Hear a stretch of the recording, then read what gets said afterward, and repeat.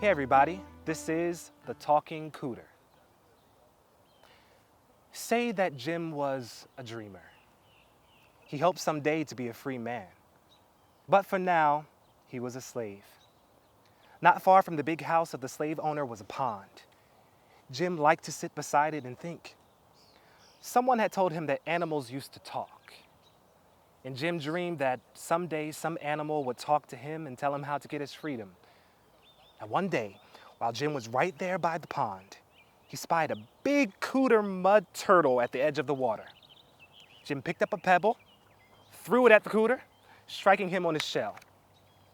The Cooter moved aside a little, stuck his head up and said, "Don't do that again.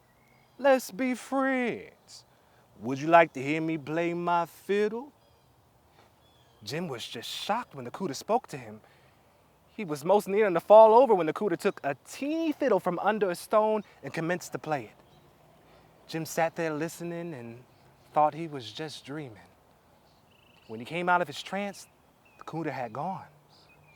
Then every day, Jim walked over to the pond when his tasks were done, and each day the Cooter would greet him with, "Good morning, friend. Do you want to hear me play again?" And Jim had found his voice and his wits enough to say, "Yes, indeedy I do.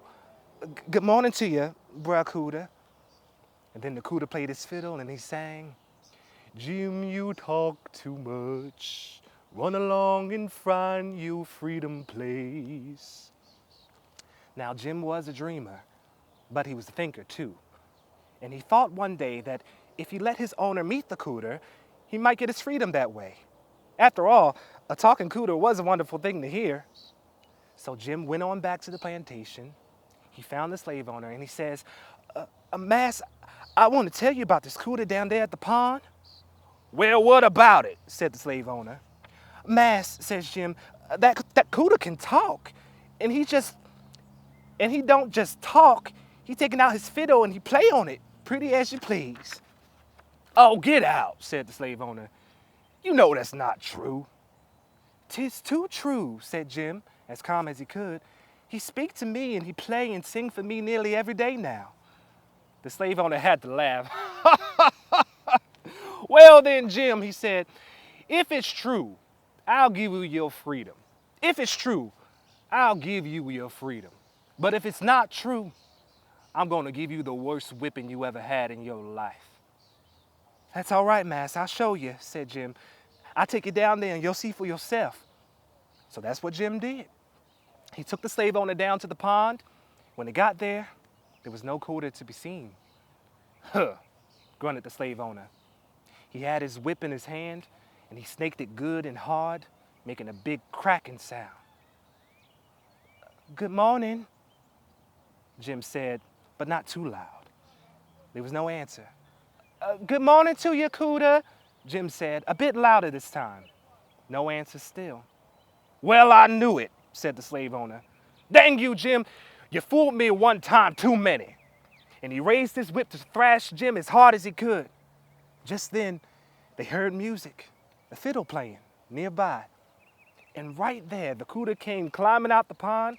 He walked on his back legs and he had that fiddle tucked up under his chin like an old fiddler. And he was playing away at it too. "Good morning," he said, and he kept on playing. Then he commenced to sing, "Jim, I told you you talk too much. Run along and find your freedom place." Maybe Jim did talk too much, but that was how he got his freedom. The greatest dream or wish of the slave in the Southland was for freedom. Some of the slave tales show the slave indulging in a wish-fulfilling fantasy of gaining power over the owner and escaping from him. But it was rare that a slave won or was given freedom. The Talking Cooter is one of the many talking animal tales with the motif of the animal refuses to talk on demand. The talking animal is variously a talking turtle or tortoise or talking muse. There are other variants, African versions, with talking skulls and bones.